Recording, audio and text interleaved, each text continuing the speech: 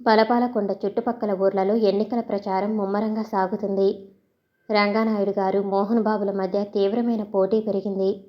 వెంకటనాయుడు వేదిక మీద ఎక్కి రంగానాయుడు చెడుల గురించి చెబుతుంటే, కన్న కొడుకుని ఎంచక ఎంత నిష్కర్షగా మాట్లాడుతున్నాడని కొందరు, ఈ ముసలాడు కొడుకు మీద పగ ఇంకా చాలించలేదు అని కొందరు అనుకుంటున్నారు. రంగానాయుడు ఇంకో ప్లాన్ వేశాడు. ఆ చుట్టుపక్కల ఉన్న సగం జనం వెంకటనాయుడు మిల్లులోనూ గనులలోనూ పనిచేస్తున్నారు. వాళ్ళను రెచ్చగొడితే తన పని నెరవేరుతుందనుకున్నాడు. పేద ప్రజలారా, మీ కడుపులో రగులుతున్న ఆకలి మంట నాకు తెలుసు. పాపంలా పెరిగిపోతున్న హెచ్చుధరల కాలంలో మీ యజమాని మీరు రెక్కల ముక్కలుగా కష్టపడితే రోజుకి 2 రూపాయలు మీ మొఖాన కొడుతున్నాడు. మీ కష్ట ఫలితంగా అతను సాలీన 5-10 లక్షలు సంపాదిస్తున్నాడు. మంచి అనేది చేయదలుచుకుంటే తన కింద పనిచేస్తున్న మిమ్మల్ని, రక్తం మంచినీళ్ళ ప్రవహింపచేస్తున్న మిమ్మల్ని వృద్ధిలోకి తీసుకురావచ్చు. మీకు మంచి చేయవచ్చు కదా. మంచి చేయడం అంటే వేదికల మీద ఎక్కి ప్రసంగాలు ఇవ్వటం కాదు, చేతలతో చూపాలి అనగానే అందరూ గట్టిగా చప్పట్లు కొట్టారు. ఇలా ఆ గ్రామాలలోని వారు 2 పార్టీలుగా విడిపోయారు. చెప్పుడు మాటలతో వాళ్ళు తమకే పోటీ అన్నంత ఇదిగా ప్రవర్తించసాగారు. ఒకరోజు పూరు గుడిసెలలో ఉన్న టీ అంగడిలో కొంతమంది కూర్చొని వేడివేడి టీ తాగుతున్నారు. ఏమైనా ఈసారి కూడా మన రంగానాయుడు గారు గెలిచి తీరుతారు, అందులో ఒకడు అన్నాడు. గెలిచి తీరుతారు, కింద నుంచి మొదటి స్థానం వస్తుంది ఆయనకు. మోహన్ బాబుకి కనీసం 10,000 మెజారిటీ వచ్చి తీరుతుంది అని రెండో పార్టీ అతను గట్టిగా అన్నాడు. పోరా పిచ్చి వెధవా, ముండల వెంట తిరిగేవాడికి ఓట్లు ఎవడేస్తాడు అని తీసి పారేశాడు అవతలివాడు. ఏం కూసావరా, నీ స్వామిలా రోడ్డు వేయిస్తానని ప్రభుత్వం డబ్బు దిగమింగల.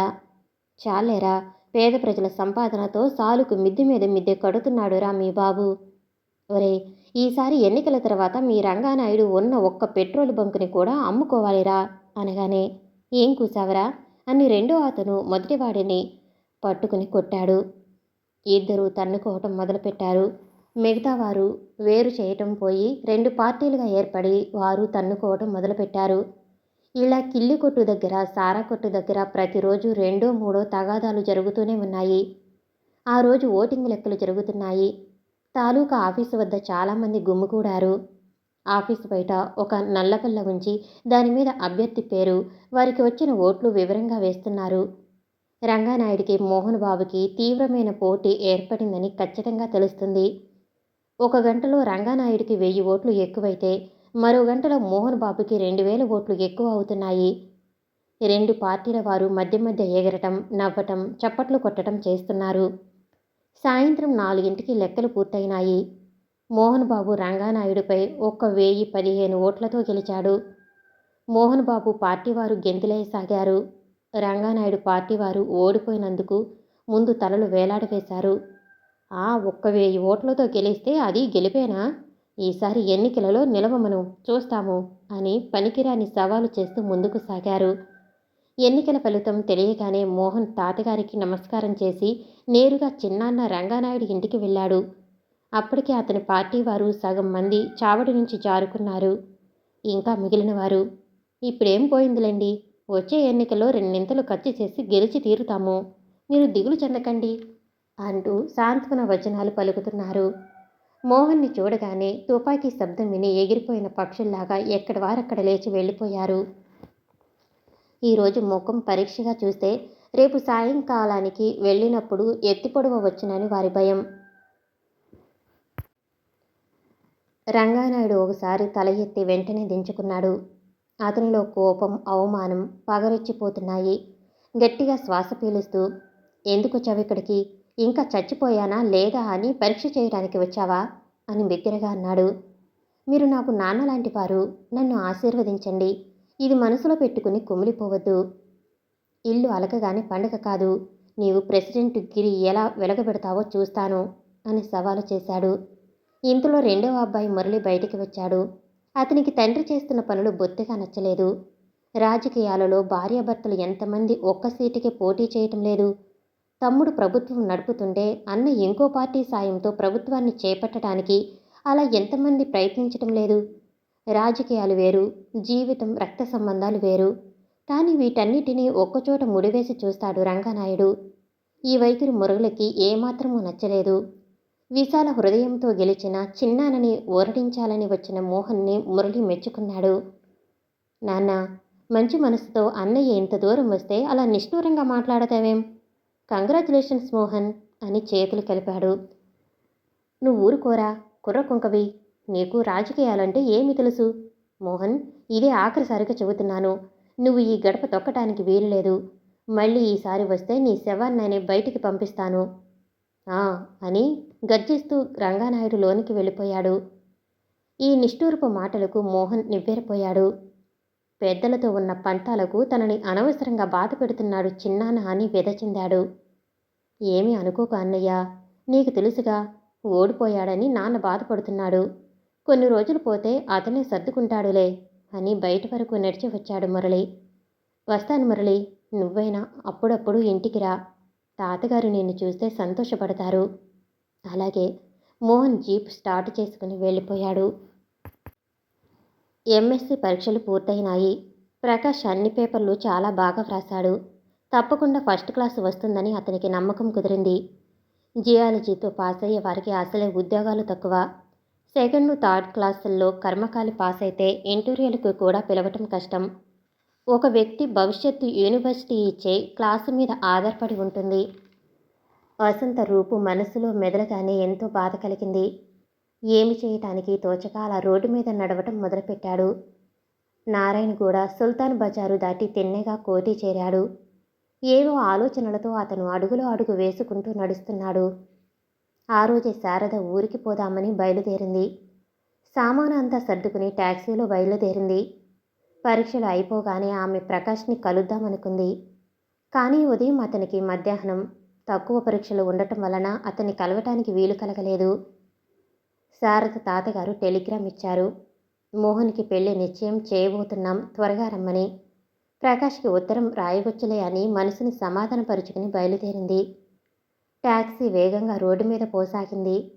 ఎదురుగా నడుస్తూ వస్తున్న ప్రకాష్ని చూసి ఆమె వెంటనే ట్యాక్సీని ఆపమంది. ఒక్క గెంతులో కిందికి ఉరికింది. ప్రకాష్ ఆలోచనలో మునిగి నడుస్తున్నాడు.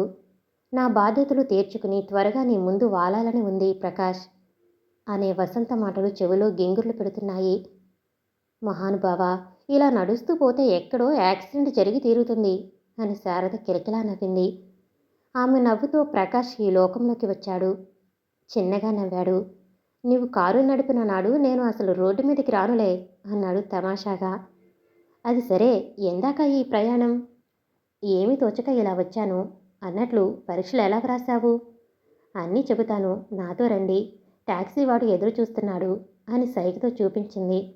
ప్రకాష్ మాట్లాడకుండా వెంబడించాడు. ట్రైన్కి ఇంకా టైము ఉండటంతో కాఫీ తీసుకుందామని శారద ట్యాక్సీని టూరిస్టు హోటల్లోకి మళ్లించింది. అన్నయ్యకు పెళ్లి నిశ్చయం చేయబోతున్నారు, త్వరగా రమ్మని తాతగారు టెలిగ్రామ్ ఇచ్చారు. సంభాషణ మొదలుపెట్టింది శారద. అలాగా, మోహన్ చాలా అదృష్టవంతుడు. అటు పంచాయతీ ప్రెసిడెంట్ అయ్యాడు, ఇటు పెళ్లి చేసుకుంటున్నాడు. ఆ అమ్మాయి ఎలా ఉంటుంది? నేను ఇంకా చూడలేదు. ఒక ఫోటో పంపించారు. దాన్ని చూస్తే గర్వం కొట్టవచ్చినట్లు కనిపిస్తుంది. మంచి రూపవతి, ఎంఏ పాస్ అయింది. రూపవతి, విద్యావంతురాలు, ముఖ్యంగా మోహన్ని నచ్చిన పిల్ల. ఇంకేం కావాలి? గర్వం అది అంటున్నారు. డబ్బున్నప్పుడు అది ఎక్కడో దాగి ఉంటుంది, దాన్ని అంతగా పట్టించుకోవద్దు. అంటే నాకు కూడా గర్వం ఉందంటారా? ముఖం చిట్లించింది. భలేదానివి, నేను అన్నది నీకు కాబోయే వదిన గురించి. నీ మనసు మల్లెపువ్వు లాంటిది శారదా, అందుకే నీవంటే నాకెంతో ఇష్టం. ఈ పొగడతలతో శారద మనసు ఉబ్బిపోయింది. ప్రకాష్ హృదయంలో తను కొద్దిగా స్థానం ఏర్పరచుకున్నట్లుగా ఊహించుకుంది. మీరు తప్పకుండా పెండ్లికి రావాలి, నేను ఆహ్వానం పంపుతాను అని కోరింది శారద. అలాగే అని లేచాడు.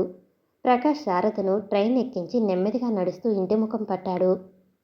ఎంఎస్సి జియాలజీ రిజల్ట్స్ వచ్చాయి. ప్రకాష్ ఫస్ట్ క్లాస్లో పాస్ అయ్యాడు. తృప్తిగా అతను ఊపిరి పీల్చుకున్నాడు. వెంటనే ఎంప్లాయ్మెంటు ఎక్స్చేంజ్కి పోయి తన పేరు రిజిస్టర్ చేయించుకున్నాడు. ఒకరోజు ప్రకాష్ సైకిల్ అద్దెకిచ్చే కొట్టులో కూర్చున్నాడు. ఏదో సినిమా పత్రిక తిరగవేస్తున్నాడు. వసంత తమ్ముడు రాము వేగంగా బజారు వైపు పోతూ కనిపించాడు. రాము, ఇలారా అని ప్రకాష్ కేక వేశాడు. రాము తిరిగి చూశాడు. అతను నిలబడ్డాడే కానీ వెనుకకు అడుగు వేయలేదు. ఇలా రా రాము అని నెమ్మదిగా పిలిచాడు ప్రకాష్. అతని దగ్గరికి వచ్చాడు. రమ్మంటే అలా బెదిరిపోతావేం రాము? మా వనజ అక్కయ్య మీతో మాట్లాడవద్దంది. నాతోనా? ఎందుకని? ఏమో నాకు తెలియదు, వస్తాను అడుగు వేయబోయాడు. అది సరే, ఎక్కడికి అంత తొందరగా వెళుతున్నావు? సందేహంగా అడిగాడు ప్రకాష్. ట్యాక్సీని పిలవటానికి. మా వనజ అక్కయ్యకి బ్యాంకులో ఉద్యోగం వచ్చింది కదా, కర్నూలుకి ఈరోజు వెళ్ళిపోతుంది. వస్తానండి అంటూ రాము ఇక మాట వినిపించుకోకుండా పరిగెత్తాడు. వనజ అదృష్టవంతురాలు. BA పాస్ అవగానే ఉద్యోగం వచ్చింది. ఎవరో తెలిసిన వారు సాయం చేసి ఉంటారు. ఆ కుటుంబం కష్టాలు కొద్దిగా దూరమవుతాయి. ఈ వార్త విని అతను తృప్తిపడ్డాడు. సమయం వచ్చినప్పుడు వనజ మనసులో పేరుకున్న దురభిప్రాయాన్ని చెరపటానికి ప్రయత్నించాలి.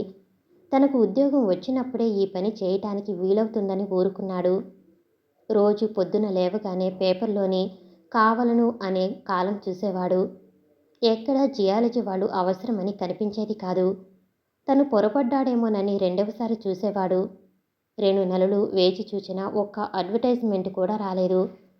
ఒకరోజు ఒక ఉద్యోగం పడింది. ఆతృతగా చదివాడు. కనీసం 5 సంవత్సరాల అనుభవం లేనిదే అప్లై చేయకూడదని ఉంది. ప్రకాష్ నీళ్లు కారిపోయాడు. అసలే ఉద్యోగం దొరకలేదు. ఈ 5 సంవత్సరాల అనుభవం ఎక్కడి నుంచి తీసుకువచ్చేది? బహుశా ఆ కంపెనీ వారికి తెలిసిన వ్యక్తి ఎవరైనా ఉండవచ్చు. అందుకొరకు అతనికి సరిపడేలా విద్యార్హతలు, అనుభవం కావాలని కోరారు. ప్రకాష్ 4-5 సార్లు ఎంప్లాయ్మెంట్ ఎక్స్చేంజికి వెళ్ళి వచ్చాడు. అక్కడ ఉన్న క్లర్కు విసుగు చెందాడు. ఎన్నిసార్లు చెప్పాలండి? ఏదైనా పోస్టు వస్తే మీ పేరు తప్పకుండా పంపుతామని చెప్పానుగా. మీరైతే మొన్న రిజిస్టర్ చేయించారు. 2-3 ఏళ్ల కింద రిజిస్టర్ చేయించిన వాళ్లకు కూడా ఇంతవరకు ఏ ఉద్యోగమూ రాలేదు అని కటువుగా చెప్పాడు. ప్రకాష్ గుండె ఆగినట్లయింది. అయితే తనకు కూడా 2-3 సంవత్సరాల వరకు ఉద్యోగం రాదా? తన ఆశయాలు, ఆదర్శాలు ఎలా తీర్చుకునేది? నాకు ఉద్యోగం చాలా అవసరం. ప్రస్తుతానికి చిన్న పోస్టు అయినా పర్వాలేదు. నా పేరున అన్ని పోస్టులకి పంపించే ఏర్పాట్లు చేయండి అని కోరాడు ఆ క్లర్కుని. సరే, రేపే మీ పేరుని స్థానిక ఎంప్లాయ్మెంట్ ఎక్స్చేంజికి పంపిస్తాను. అక్కడికి వెళ్ళి కలవండి. ఏ ఆఫీసులోనైనా క్లర్కుగా చేరవచ్చు. ప్రకాష్కి ఏదో తప్పు చేసిన భావన కలిగింది. ఇంతటి ఉన్నత విద్యార్హతలు ఉండి క్లర్కుగా పోస్టు ఇప్పించమని కోరటం తప్పు అనిపించింది. కానీ తన అవసరాలు తీరేదలా? తనలాంటి వారు ఎంతమంది చిన్న చిన్న ఉద్యోగాలు చేయటం లేదు? నాకు పెద్ద డిగ్రీ ఉంది కదా అని ఇంట్లో కూర్చుంటే ఎవరైనా డబ్బు సాయం చేస్తారా? ప్రస్తుతానికి ఎటువంటి ఉద్యోగమైనా చేయటం మంచిది అనుకున్నాడు. రామారావు ప్రకాష్ని ఇటువంటి చిన్న ఉద్యోగాలు అసలు చేయవద్దన్నాడు. ఇంకో 10 సైకిళ్ళు ఎక్కువ చేస్తాను, కొట్టులో కూర్చుని సంపాదించుకో అని చెప్పాడు. చదువుకున్న ప్రకాష్ మనసు ఇటువంటి చిన్న పనులు చేయటానికి ఒప్పుకోలేదు.